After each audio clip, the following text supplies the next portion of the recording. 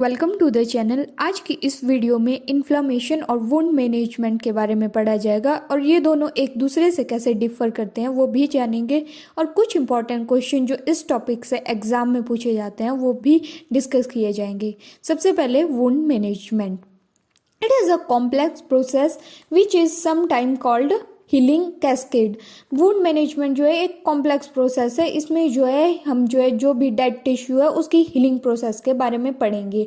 इसमें जो है 4 स्टेजेस होते हैं: inflammation, destruction, proliferation and maturation.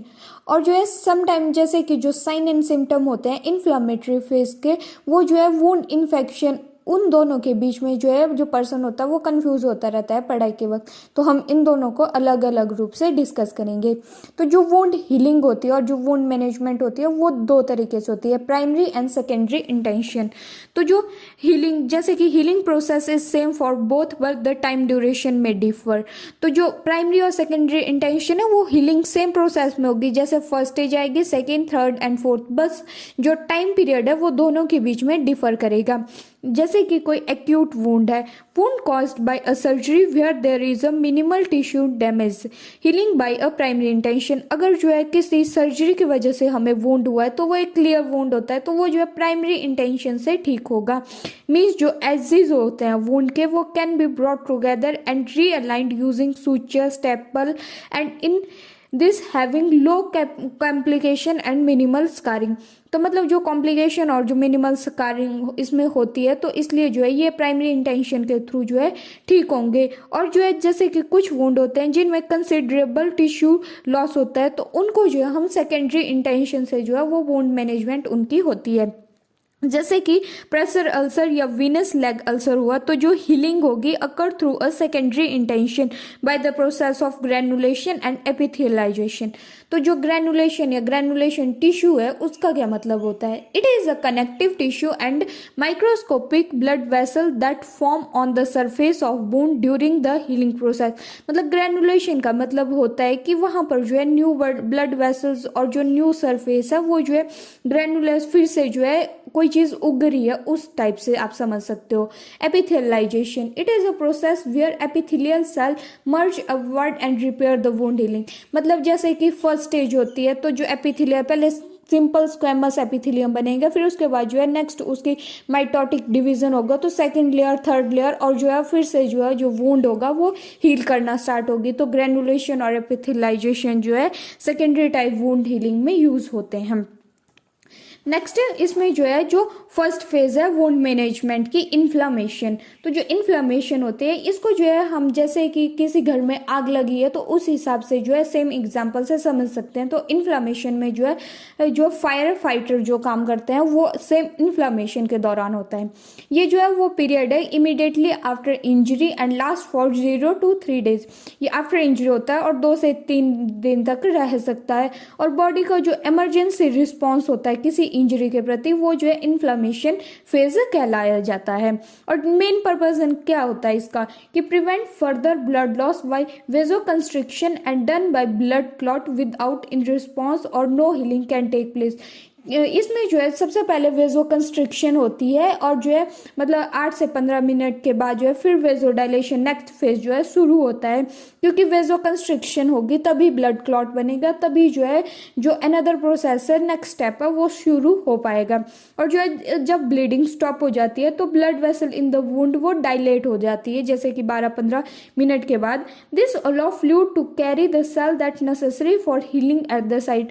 तो क्योंकि जब वेजोडाइलेशन होगी तो जो नेसेसरी टिश्यू है, प्लेटलेट, डब्ल्यूबीसी जो हमें चाहिए वहां पर वो जो है इजीली वहां पर रीच आउट कर सके।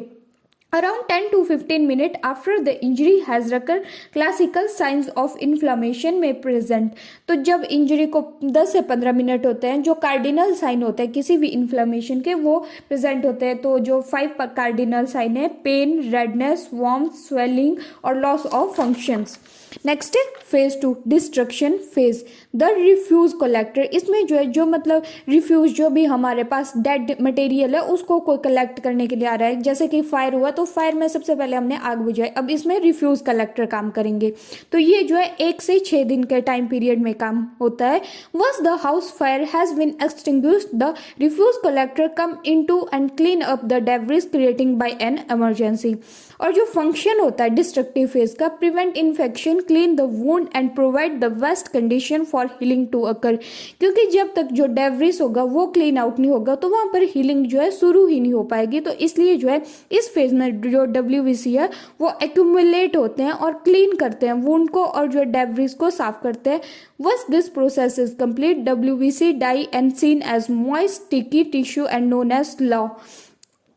The next phase can not begin until the wound is sufficiently clean. तो जो डिस्ट्रक्शन फेज है उसमें जो है WBC की एक्यूमुलेशन होती है और WBC वर्क करता है। तो ये एग्जाम में भी पूछा जा सकता है। Next phase is proliferation phase, the builder phase.